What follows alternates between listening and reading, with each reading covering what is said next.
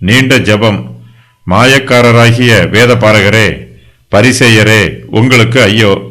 பார்வைக்காக நீண்ட ஜெபம் பண்ணி விதவைகளின் வீடுகளை பட்சித்து போடுகிறீர்கள். இது நிமித்தம் அதிக ஆக்கினையை அடைவீர்கள். பரிசேயரும் வேதபாரகரும் விதவைகளின் வீடுகளை பட்சித்து போடுகிறார்கள். அவர்களை தங்கள் சுய நலன்களுக்காக பயன்படுத்திக் கொள்கிறார்கள். விதவைகளுக்கு ஆதரவாக யாரும் இருப்பதில்லை. இவர்கள் விதவைகளிடத்தில் பிரியமாக இருப்பது போல நடித்து அவர்களுடைய நன்மதிப்பை பெற்று அவர்கள் சொத்துக்களை எல்லாம் தங்கள் வசமாக்கிக் கொள்கிறார்கள். இவர்களுடைய இச்சக பேச்சுக்களினால் விதவைகள் ஏமாந்து போய் தங்கள் சொத்துக்களை எல்லாம் இவர்களிடத்தில் இழந்து விடுகிறார்கள். தங்களுடைய ஐஸ்வர்யங்களை பெருக்கிக் கொள்ள வேண்டும் என்பதே இவர்களுடைய விருப்பம்.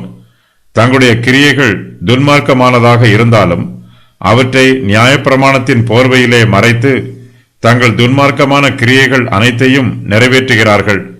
மிகவும் கவனமாகவும் வஞ்சகமாகவும் இவர்கள் கிரியை செய்வதனால் இவர்களுடைய துன்மார்க்கத்தை கண்டுபிடிப்பதும் அரிதாக இருக்கிறது. இவர்கள் பார்வைக்காக நீண்ட ஜெபம் பண்ணுகிறார்கள். சில சமயங்களில் இவர்களுடைய ஜெபம் 3 மணி நேரம் தொடரும் என்று யூத மார்க்கத்து வரலாற்று புஸ்தகத்தில் எழுதப்பட்டிருக்கிறது. ஒவ்வொரு நாளும் இதுபோல 3 முறை ஜெபிப்பார்கள். சுமார் நாள் ஒன்றுக்கு 9 மணி நேரம் ஜெபிக்கிறார்கள். தங்கள் நீண்ட ஜெபங்களின் மூலமாக ஜனங்களை ஏமாற்றி விடுகிறார்கள். ஜனங்கள் இவர்களை நல்லவர்கள் என்று நம்பி தங்களுடைய சொத்துக்களையும் பொருட்களையும் இவர்களிடத்தில் பொறுப்பாய் ஒப்படைத்து விடுகிறார்கள்.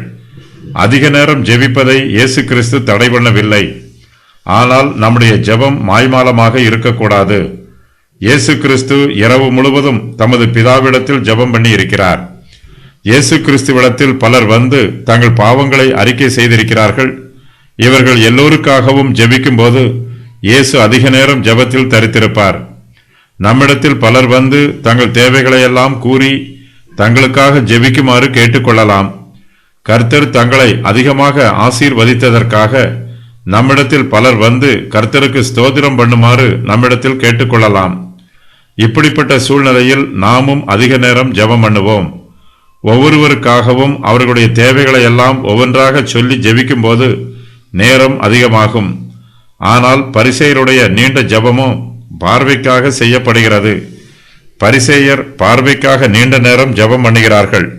இதன் மூலமாக தாங்கள் அதிக பக்தியுள்ளவர்கள் என்றும் ஜெபத்தை அதிகமாக நேசிக்கிறவர்கள் என்றும் பரலோக ராஜ்யத்தை குறித்த கரிசனை தங்களிடத்தில் அதிகமாக உள்ளது என்றும் தங்களை பற்றி காண்பித்துக் கொள்கிறார்கள். தங்களை நல்லவர்கள் என்று ஜனங்கள் நம்ப வேண்டும் என்பதே இவர்களுடைய உள்நோக்கம். இவ்வளவு நீண்ட ஜெபம் பண்ணுகிறவர் ஜனங்களை ஏமாற்ற மாட்டார் என்னும் மாய தோற்றத்தில் ஜனங்கள் இருக்கிறார்கள்.